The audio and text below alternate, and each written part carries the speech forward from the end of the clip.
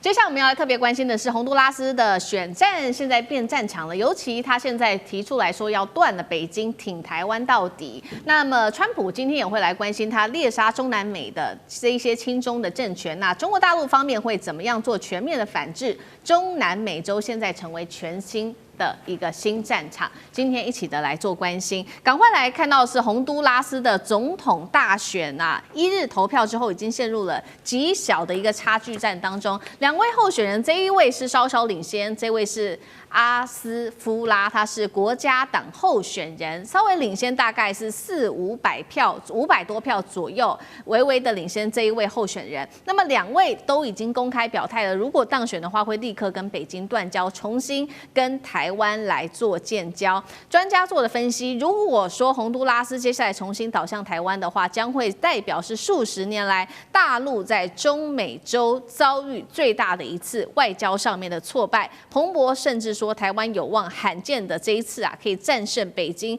不过台湾民众现在反酸，就算你洪都拉斯想要来回头跟台湾做建交，但是呢，他们觉得说你根本就是翻脸，比翻书还要快吧？说洪都拉斯，你还是把你的债务先还清再说吧。我们赶快来看到的是，过去洪都拉斯他在外交上面到底有什么样子的一个表态？2023年的时候，现任的这个洪都拉斯的总统卡斯楚，他突然间倒向北京，于是就是跟台湾断交了。他当时的说法是这样，他说中国大陆啊可以为这个洪都拉斯带来非常多的投资跟贸易的一些全新的商业机会，结果没有想到后来呢，这2年之内，他发现了北京并没有如当时承诺的购买大量的红国的这个白虾，引发的红国非常的不满，他们认为说这个经济表现，包括了贸易逆差持续的扩大导致这个洪都拉斯经济表现不好，反而是呢，当初跟台湾断交之后，这个白虾出口一口气暴跌了67%，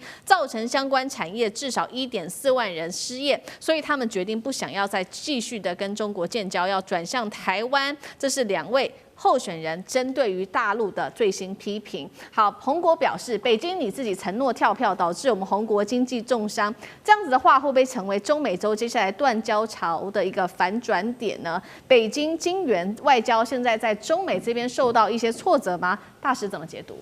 对，当然这次很可能这个邦交它又会产生逆转了。不过你要说是什么一个大的一个成就或大的一个反转，其实我们在时间看远一点，其实也不见得。因为我记得那个时候，我们比如说在非洲有一些国家，塞内加尔，它是3起3落，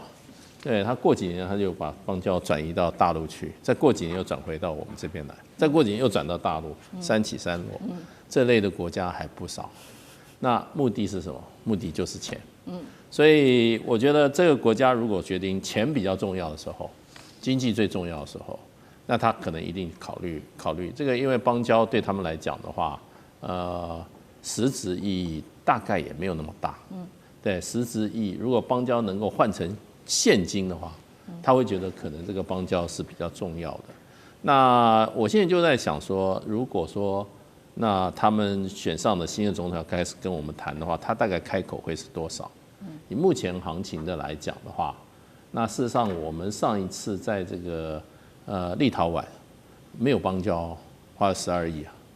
，12亿美金，对，12亿美金。那你这个是邦交的话，那可能他会认为，因为这个行情他们很清楚的，这个都是公开的。虽然我那时候说12亿的时候，那个时候他们不同意，他说我那个是成立中美是什么中欧基金会，你要查一下那个中欧基金你都给了哪些国家？你选一个中欧，你只给你这要查啦，对不对？可是那个基金事实上那个时候是整个算起来是12亿美金，那我觉得就是说洪都拉斯他们应该不会不知道这个数目，那也就是回过头来就变成我们可能要掏多少钱的问题。那对大陆来讲的话，当然它比较难守住，因为就变成就是说，我们现在好像只有15个嘛，还是14个邦交，我都搞不太清楚。所以我们要照顾的只有14个或到15个这个国家，就是说我有这么多的钱，我这个分的时候只有15个人来分。那大陆它有160几个，160-170个，他要分钱的时候，它是比较困难的，所以它的战线比我们长，我们战线是比较短。所以我们比较好照顾。可是问题就变成你现在是，如果说我们现在只剩下12个了，我都没有注意。那我们就说，那我们手上资源可以分出去就更多。那我觉得这次洪都拉斯基本上就趁着我们台湾的钞票来了。那你知道钞票准备够的话，应该是没事。问题不是那么大。好，到底台湾接下来花这么多的钱，值不值得？会不会持续的买单？等一下请上志哥带我们看。不过另外一方面，我们来看到中美在这边的角力哦，因为其实这一次洪都拉斯的大选，川普又再一次的介入了。他在选前1周力挺这个刚刚说的微服胜利的这一位阿斯夫拉到底，他公开喊话说，如果呢不是阿斯夫拉当选，美国就会砍断，而且是立刻对洪都拉斯的补助。那他还突然间特赦前红国的前总统哦，这个是叶南德兹，当时他因为涉嫌对美国贩毒，所以被判了45年的重刑。那大家也知道，另外一方面，那个川普的手持续的伸向中南美洲，就是针对委内瑞拉的比较亲中的总统马杜洛这边，持续的说要去追杀他，等于整个势力扩展到中南美洲，要跟大陆来做竞争。下一步会不会真的动武来清除这些中南美洲的亲中势力？干哥怎么看？我跟你讲哈，川普做什么事情都要谈生意啊，先打过算盘，不是算盘，因为先打过计算机啊，所以说会不会对于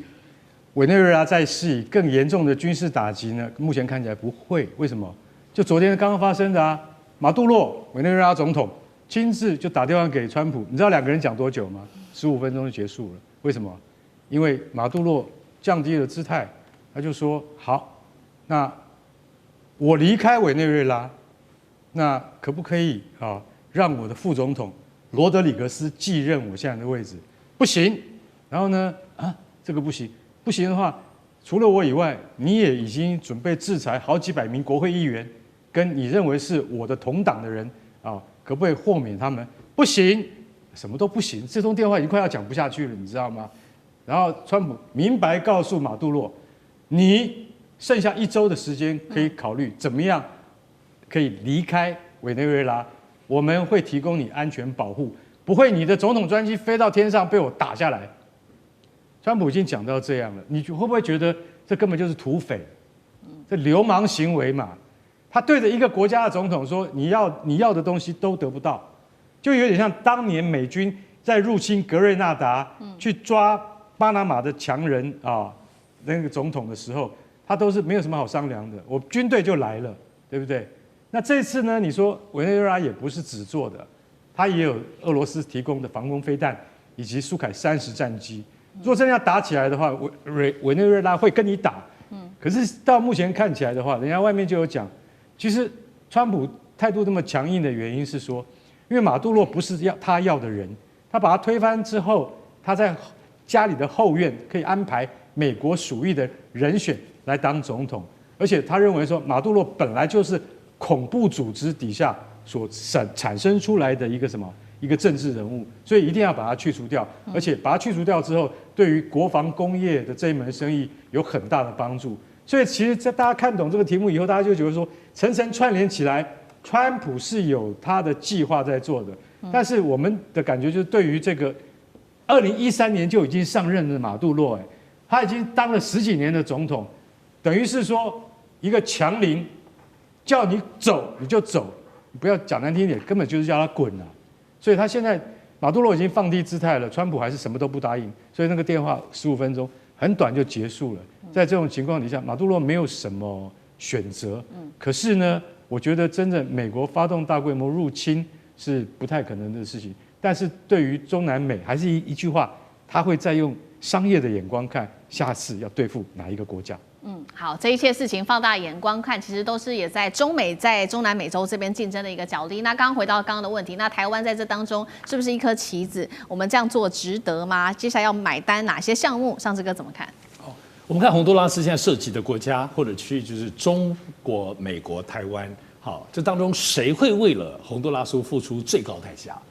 当然是台湾。只剩12个这个建交国能够突破一个是一个，而且可以拿来做大外宣。当然先东讲西讲，当然就像刚刚其实大使所提到，我想中国大陆其实在面对洪都拉斯的这几年的部分很多的要求，其实我们也都有辗转听说。因为为什么这样讲？因为洪都拉斯因为太小了，它并不是个很大很大这个资源国家，甚至像中南美洲、巴西、阿根廷都没有办法比，所以它能有的就是包括刚刚讲农渔牧的相关的一些产品，特别是白虾。可是你要白虾在中南美洲供应中国大陆多得不得了。但这里有个麻烦之处，因为毕竟白虾不是像大豆这些战略物资，所以大豆那些是由中国大陆的中粮是由国企收购的，所以白虾没有办法国企收购，它只能还是民间收购。可民间买洪都拉斯的东西，都传说洪都拉斯白虾没有厉害到爆炸，别人其他地方都还有更好更便宜。所以作为这个经济市场当中来讲，由民间去驱动这件事情，你说其他的投资建设，我们都知道他们也要盖什么运动场啊、医院之类的，过去跟台湾不都这样，然后连带的有些工程就有很多贪腐嘛，不是吗？可中国大陆现在对于外交建制当中，如果涉及到所谓的那边的这个政治团体当中有涉及贪腐，他们也都是有所切割的，跟过去给你钱你们爱贪腐随便，中国大陆现在不太一样喽。所以一方面美国的势力控制洪都拉斯，可美国就是便宜零成本就控制你洪都拉斯嘛，那所以可是中国大陆在洪都拉斯自己内部的所谓的这个政治的部分的动荡，或他们还终究不是一个长久持久稳定。这次你看三方出来部分选举，就像大使刚刚讲的，一下这个一下那个，所以这里头这个变动性我觉得中国大陆并不会像过往无止境的为了要打压你台湾的外交状况，所谓付出极高的代价。我觉得这些年中国大陆也改弦易辙了。因为现在中国大陆的 G2 的大国外交，这些小国家本身来讲，虽然会争取要控制你民进党的部分的所谓的外交的突破，但是不会为了这个东西而牺牲掉整个现在中国对于全世界对抗的这个大的战略布局。不是小钱的问题，而是习近平对于贪腐这件事情，如果给你的钱给贪腐，现在这种国际原则不只对中国国内，包括在国际上也都是。所以我觉得现在看起来应该没有意外的话，如果真选上当中，台湾就会付出无止境的代价。你们里面贪腐随你们的便，只要能够赢得外交，再攻下一城，而且重新拿回来。可以说，你看跟中国没事，完全无利可图。然后你要重新跟台湾建交，至少可以赚一把。刚刚大致讲超过12亿美金。